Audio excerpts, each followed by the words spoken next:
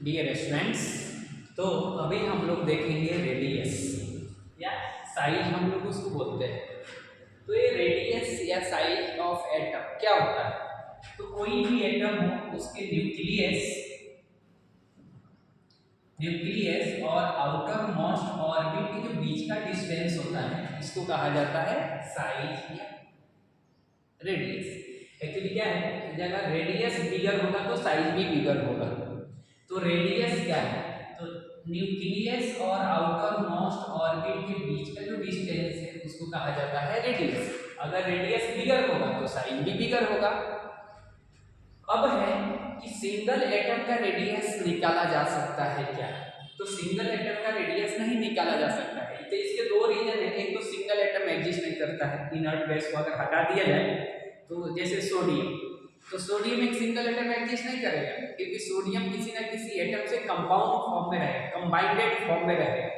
इसलिए हम लोग सिंगल एटम का रेडियस नहीं निकाल सकते हैं या नहीं निकालते हैं। दूसरा रीजन है, सिंगल एटम का साइज बहुत ही छोटा होता है, 10⁻⁻15 मीटर के रेंज में होता है, सबसे छोटा, जैसे रेडियस।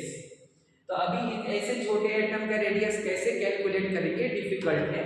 इसलिए हम लोग निकालते हैं अलग टाइप के रेडियस, जैसे covalent radius, metallic radius, van der Waals radius.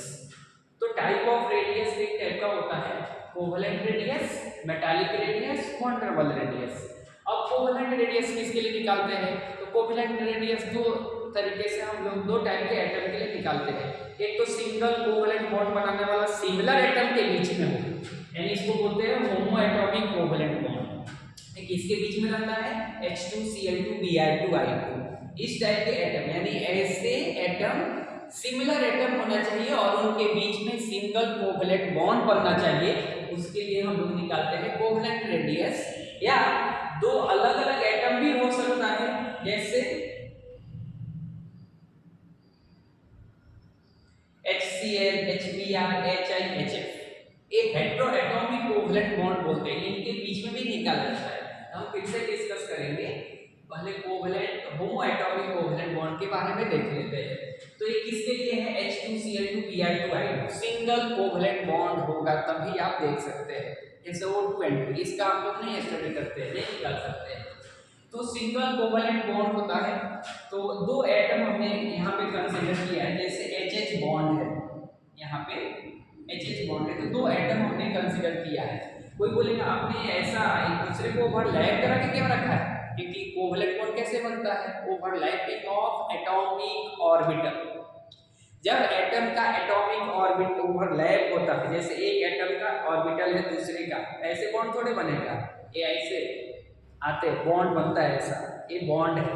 ये बॉन्ड बना है तो क्या है, एक का इलेक्ट्रॉन इधर, एक का इलेक्ट्रॉन इंट्रैप हो गया, जैसे हम लोग बोलते हैं ऐसे बात नहीं। लेकिन जब हाथ मिलाते हैं तो एक यहाँ पे एक एटम है, दूसरे के एटम है, एटम क्या हुआ, इंट्रैप हो गया। तो हम लोग बोलते हैं इलेक्ट्रॉनों के शेयरिंग से बॉन्ड बनता है, लेकिन एक्चुअल मीनिंग क्या है, एटम के एटॉमिक ऑर्बिटल के ओवरलैपिंग से बॉन्ड बनता है। तो इसलिए कोवेलेंट बॉन्ड जब भी बनता है तो एटम के जो ऑर्बिटल है उनका ओवरलैप हुआ रहता है। तो एक एटम यहाँ पे है, दूसरा एटम यहाँ पे है। अगर दोनों के सेंटर टू सेंटर डिस्टेंस निकाला जाए, अगर सपोज ये डी है, दोनों एटम सिमिलर है ए, तो अगर रेडियस ए का बताना होगा तो यहाँ से एग्जैक्ट हुआ, लेकिन एग्जैक्ट नहीं निकलता है क्योंकि इतने एटम छोटा है कि उसके एग्जैक्ट रेडियस नहीं निकालते हैं। तो हम लोग कोवेलेंट रेडियस निकाल रहे हैं। तो दो एटम को पास में कंसीडर करते हैं, जो दो एटम है उनके सेंटर टू सेंटर डिस्टेंस निकालते हैं, और आर ऑफ ए क्या होता है, d/2। ये अप्रॉक्स वैल्यू है, एग्जैक्ट वैल्यू नहीं है। तो आर ऑफ ए क्या हो गया, d/2। डी क्या है, कोवेलेंट, यानी इसको डिस्टेंस बोलते हैं, सेंटर टू सेंटर डिस्टेंस, उसको 2 से डिवाइड कर देंगे तो निकलेगा ये कोवेलेंट रेडियस। अभी मेटालिक रेडियस, मेटालिक रेडियस में क्या होता है, एक मेटल के अंदर जो एटम होता है, ए एटम, तो ये हम एटम कंसीडर करें कि दोनों एटम पास पास में होता है मेटल के अंदर, जैसे इस टाइप के एटम होते हैं। तो दो एटम पास में, दोनों के सेंटर टू सेंटर हम डिस्टेंस निकालते हैं और सेंटर डिस्टेंस निकाल कर अगर इनका ये डिस्टेंस अगर सपोज टोटल डिस्टेंस अगर ये d हो गया तो अगर ये एटम A है तो RA क्या हो जाएगा d/2। ये हो गया आपका मेटालिक रेडियस। अभी आता है वंडरबल रेडियस। वंडरबल रेडियस कोई बोलेगा ऐसा क्यों आपने बना दिया, क्योंकि वंडरबल रेडियस किसके लिए निकाला जाता है, फॉर गैसियस एटम और मॉलिक्यूल इनके लिए निकालते हैं। तो गैसियस एटम काफी डिस्टेंस में होते हैं, तो अगर इनके सेंटर टू सेंटर डिस्टेंस हम निकाल लें, अगर सपोज ये डिस्टेंस भी अगर d है और अगर ये एटम सिमिलर है तो r ऑफ a क्या हो जाएगा d/2। तो हम एक टाइप का रेडियस निकालते हैं, covalent radius, metallic radius, वंडरबल radius. अगर आप इस डायग्राम को देखेंगे ध्यान से तो आप बोल सकते हैं कोवेलेंट रेडियस छोटा होगा क्योंकि यहाँ पे ओवरलैपिंग हुआ है, मेटालिक रेडियस उससे थोड़ा बिगर होगा क्योंकि एटम जस्ट टचिंग एटम दिखाया गया है और यहाँ पे एटम तो काफी डिस्टेंस पे है, तो जो वंडरबल रेडियस होगा वो ज्यादा होगा। अब एक सेकंड कंसीडर करते हैं यहाँ पे second case, single covalent bond के लिए, जैसे HCl, HBr, HIHF इनमें सिंगल कोवेलेंट बॉन्ड है, तो अगर इनका रेडियस निकालना हो तो एक फॉर्मूला है जिसका नाम है शोमेकर एस्टिमेशन फॉर्मूला। तो DAB अगर H और Cl के बीच का डिस्टेंस हमको पता चल जाए, अगर A बॉन्ड लेंथ हमको पहले से पता है या हम पता करें तो इसका फॉर्मूला होता है कि जो बॉन्ड लेंथ है वो रेडियस ऑफ A, अगर इसको A कहा जाए इसको B कहा जाए तो radius of A plus radius of B minus 0.09 delta EN। Delta EN क्या है, डिफरेंस इन इलेक्ट्रोनेगेटिविटी। जैसे Cl का इलेक्ट्रोनेगेटिविटी 3 होता है, हाइड्रोजन का 2.2 होता है, तो इनका डिफरेंस डेल्टा EN कितना हो जाएगा 0.8। ये वैल्यू हम यहाँ पे रखते हैं। तो इस फॉर्मूले का यूज कैसे करते हैं, अगर बॉन्ड लेंथ पता हो, एक का रेडियस पता हो, इलेक्ट्रोनेगेटिविटी पता है तो दूसरे का रेडियस निकाला जा सकता है, या अगर दोनों का रेडियस पता हो, डेल्टा EN पता हो तो हम इनके बीच का बॉन्ड लेंथ निकाल सकते हैं। अभी आता है फैक्टर्स अफेक्टिंग रेडियस। तो रेडियस को अफेक्ट करने के दो रीजन है, एक तो न्यूक्लियर चार्ज है, न्यूक्लियर चार्ज अगर ज्यादा हो गया तो साइज उसका छोटा हो जाएगा। तो जब हम पीरियोडिक टेबल में लेफ्ट टू राइट जाते हैं तो न्यूक्लियर चार्ज बढ़ता है, न्यूक्लियर चार्ज यानी प्रोटॉन बढ़ता है, 3 4 5 6 7 8 9 10, ये नंबर ऑफ प्रोटॉन हमने लिखा है, तो नंबर ऑफ प्रोटॉन बढ़ता है। कोई बोलेगा नंबर ऑफ इलेक्ट्रॉन भी बढ़ता है, हाँ 3 4 5 6 7 8 9 10, लेकिन न्यूक्लियर चार्ज जितने ज्यादा होगा, जैसे मैं यहाँ पे खड़ा हूँ और मेरा फोर्स अगर बढ़े तो मेरे सराउंडिंग में जो लोग हैं जिनको मैं उनको ज़्यादा फोर्स से खींच सकता हूँ, और जितने ज़्यादा फोर्स से खींचूंगा वो उतने पास में आ जाएंगे। वैसे ही रीजन है कि जब हम लेफ्ट टू राइट जाते हैं तो न्यूक्लियर चार्ज बढ़ता है और न्यूक्लियर चार्ज बढ़ने के कारण साइज छोटा होते जाता है, तो साइज ऐसा दिखाया जाता है। लेकिन ये रॉन्ग है। कोई बोलेगा ऐसा क्यों, अभी तो समझाया ठीक है, लेकिन ये जो नियॉन है उसका वंडरबल रेडियस निकाला जाता है। तो किसी भी एक पीरियड में जो होता है इनर्ट गैस का साइज बहुत ही बिगर होता है, क्योंकि उनके लिए निकाला जाता है वंडरबल रेडियस। तो यहाँ पे आंसर जो होगा वो क्या होगा, neon. Neon is greater than lithium, beryllium, boron, carbon, nitrogen, oxygen, ऐसा केस जाता है। ठीक है, इसके नीचे वाले ग्रुप के लिए भी आप लिख सकते हैं अगर आपको लिखना है, तो जैसे argon, then sodium, magnesium, aluminium, silicon, phosphorus, sulphur, chlorine, इस टाइप का ऑर्डर आपको मिलेगा, ये ध्यान रखना है। ठीक है, दूसरा रीजन है साइज का या फैक्टर है स्क्रीनिंग इफेक्ट। अगर स्क्रीनिंग इफेक्ट डोमिनेट करेगा तो उसका साइज भी बिगर हो जाएगा। स्क्रीनिंग इफेक्ट है क्या, अंदर वाले इलेक्ट्रॉन के द्वारा बाहर वाले इलेक्ट्रॉन पे लगने वाला रिपल्सिव फोर्स। तो अगर मैं यहाँ पे हूँ और मैं ज़्यादा धक्का दूँ किसी को तो क्या होगा, वो दूर जाएगा, तो हम लोग के दोनों के बीच में जो डिस्टेंस होगा वो क्या हो जाएगा, बढ़ जाएगा। तो टॉप टू बॉटम जो है स्क्रीनिंग इफेक्ट डोमिनेट करता है, तो साइज ऐसा होता है। Top to bottom screening effect dominates and left to right Z effect और न्यूक्लियर चार्ज डोमिनेट्स। तो ऐसा साइज होता है, ठीक है। इसमें कुछ एक्सेप्शन भी है, तो हम देखेंगे। रेडियस, अभी रेडियस दो टाइप का होता है, cationic radius, anionic radius. Cation के रेडियस को कैटायनिक रेडियस, एनायन के रेडियस को एनायनिक रेडियस कहा जाता है।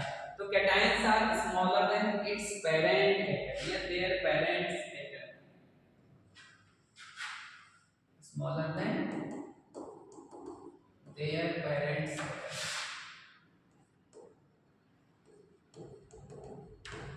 तो कैटायंस जैसे अगर Na+ है और Na है, तो ये जो कैटायन होगा वो स्मॉलर होगा, यानी Na बिगर हो जाएगा। वैसे Mg+1 Mg+2, तो साइज ऐसा हो जाएगा, जितना पॉजिटिव चार्ज बढ़ता जाएगा साइज उतना छोटा होता जाएगा। Al+1 Al+2 Al+3। कोई बोलेगा ऐसा क्यों? अरे जब आपने इलेक्ट्रॉन को निकाल दिया तो क्या हो गया, स्क्रीनिंग इफेक्ट तो कम हो गया, घर में झगड़ा कम हो गया। झगड़ा कम हो जाएगा तो क्या होगा, डिस्टेंस कम होगा। अगर घर में झगड़ा होगा तो डिस्टेंस बढ़ेगा। तो पॉजिटिव चार्ज अगर बढ़ेगा मतलब न्यूक्लियर चार्ज बढ़ रहा है, अट्रैक्टिव फोर्स बढ़ रहा है और रिपल्सिव फोर्स कम हो रहा है। रिपल्सिव फोर्स कम हुआ मतलब क्या है, स्क्रीनिंग इफेक्ट कम हो गया। और आपने ऊपर देखा था स्क्रीनिंग इफेक्ट जितना ज्यादा होगा साइज उतना ही ज्यादा होगा। तो अगर हमने स्क्रीनिंग इफेक्ट कम कर दिया तो साइज ऑब्वियसली क्या हो जाएगा, कम हो जाएगा। तो जब कैटायन जैसे हम लेफ्ट टू, अगर इस केस में देखेंगे एल्युमिनियम है, Al+1 है, +2 है, +3, पॉजिटिव चार्ज बढ़ रहा है। पॉजिटिव चार्ज बढ़ेगा तो क्या होगा, साइज छोटा हो जाएगा, क्योंकि न्यूक्लियर चार्ज बढ़ रहा है, अंदर की तरफ अट्रैक्टिव फोर्स बढ़ रहा है।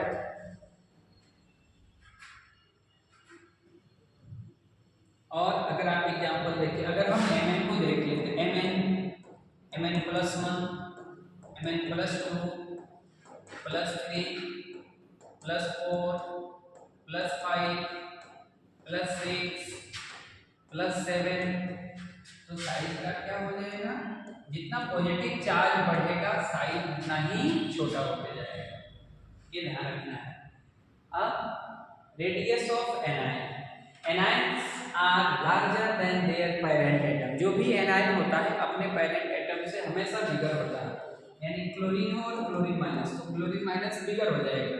ऑक्सीजन -1 ऑक्सीजन -2, जितना नेगेटिव चार्ज बढ़ता जाएगा साइज बढ़ता जाएगा। अब आप उसको उल्टे समझिए, नेगेटिव चार्ज बढ़ना मतलब घर में झगड़ा बढ़ जाना, या कहीं पे अगर घर या कहीं पे झगड़े हो रहे, इसका मतलब क्या है,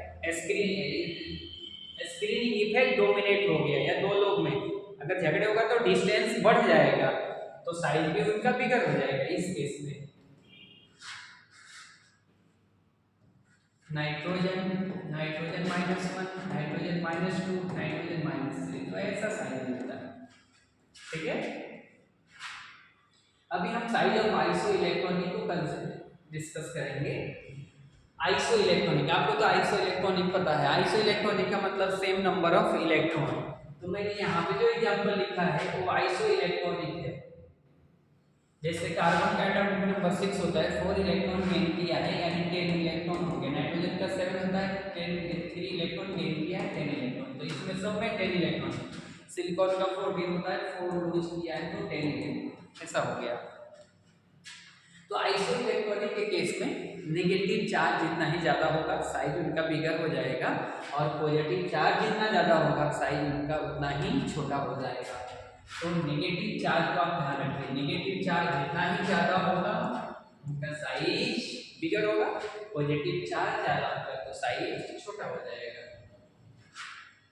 तो इस एग्जांपल में भी आप देख सकते हैं ऐसा साइज का ऑर्डर मिलेगा। ये सब आइसो इलेक्ट्रॉनिक है, नेगेटिव चार्ज जितना ही ज़्यादा साइज उतना ही बिगर होगा, पॉजिटिव चार्ज जितना ज़्यादा होगा उनका साइज उतना ही छोटा हो जाएगा। सॉरी, तो कुछ साइज का एक्सेप्शन भी है, जैसे हमने डिस्कस किया हमने जैसे के केस में aluminium is approx greater than equal to gallium, indium is approx equal to thallium, SN is approx equal to PV, ये ध्यान रखना है।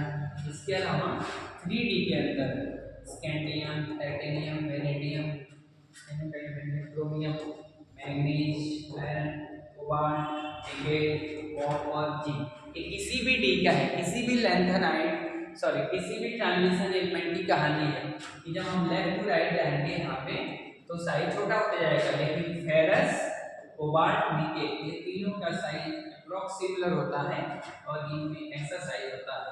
कोई बोलेगा ऐसा क्यों, तो आपको ध्यान रखना है इन दोनों पे स्क्रीनिंग इफेक्ट डोमिनेट होता है, स्क्रीनिंग इफेक्ट डोमिनेट। और यहाँ पे क्या होगा, आप बोल सकते हैं स्क्रीनिंग इफेक्ट और जेड इफेक्ट इक्वल हो जाएगा। और इन सब केस में कैसा होगा, लेफ्ट टू राइट हम जब जा रहे हैं तो जेड इफेक्ट डोमिनेट हो रहा है, जेड इफेक्ट डोमिनेट। कुछ और भी एक्सेप्शन है जो हम अगले क्लास में डिस्कस करेंगे।